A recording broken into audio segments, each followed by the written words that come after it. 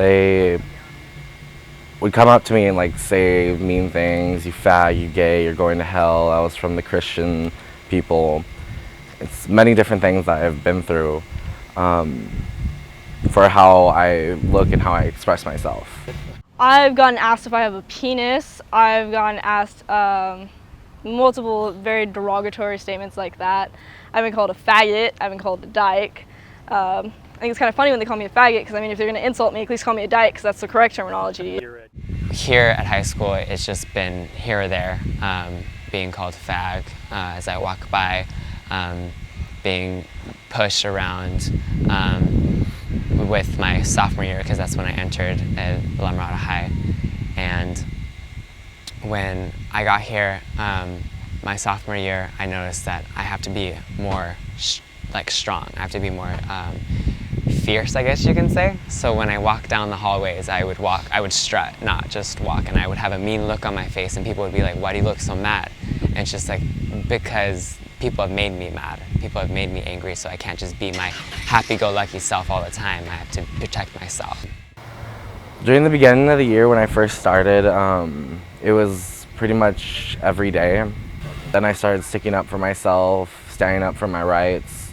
Now I still get comments here and there, but it's not constant anymore.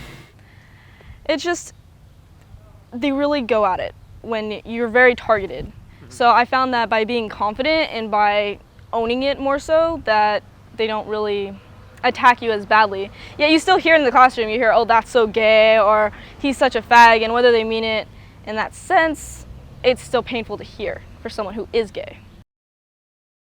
For most of the teachers, pretty well. For a few, not so much. We know not to go and ask them for help because they might just not want to help us, or they're too busy right now. They'll try to pass it off. But there are some teachers here who would stick up for us and help write a report on someone that needs to be disciplined.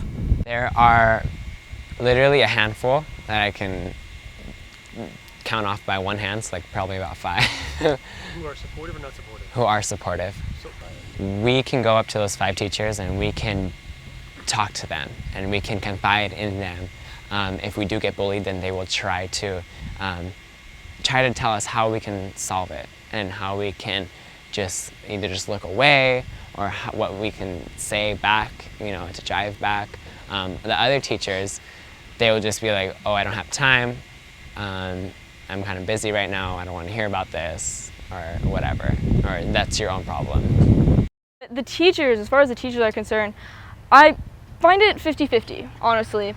There's some teachers that are incredibly supportive, a lot of teachers that'll go out and they'll, I'm not gonna say they go out and stand up for you, but they're willing to come to the GSA, they're willing to listen. Our advisor, Miss Jan, is incredibly supportive. She is one of the teachers I know for sure, if you say something like "that's so gay," you get thrown out of her class, which I think in every classroom that should happen. And I've had other years where I've had teachers where one incident, I was sitting in a class and there was a boy about 2 seats in front of me, and the classroom's dead silent. We're doing some, individual work. And he starts teasing this boy, and he was a junior and this boy was a freshman, so he's smaller, and he was calling him a fag. He was just really picking at him.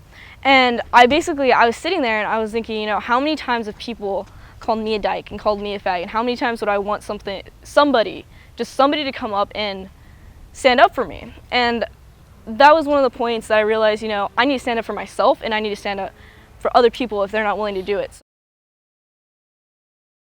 If you go into the GSA, you're not out there into the open.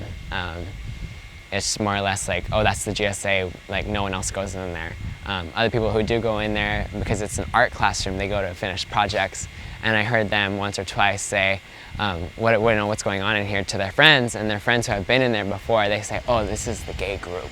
These are the gay kids," and like making us sound as if we're something bad. The first 3 times I did, then I learned not to report anybody because the school happens to lose the papers. So I stopped, and we just started going to the GSA group and bonding together. And if we had a problem, we would all come together and just talk about it and talk it out. What I would say to a student who is coming in to high school is be strong. Don't let other people get you down, because if they see that you're weak, then they're going to walk right over you. People see that I'm strong and they see that I don't care what they're going to say. Call me a fag. I don't care. Tell me something I don't know. And the thing with that is that you find that in high school a lot of time is if you report it, if you go and say something and people find out that you're the one who said something, that you ratted them out, that the harassment is much worse. And I just like to say, for the record, you gotta report it. And I learned that later on, too. You can't just ignore those things because harassment might get worse. You have to report it and hold that person responsible. And allow people to help you, because the teachers and the staff here are here to help you. So.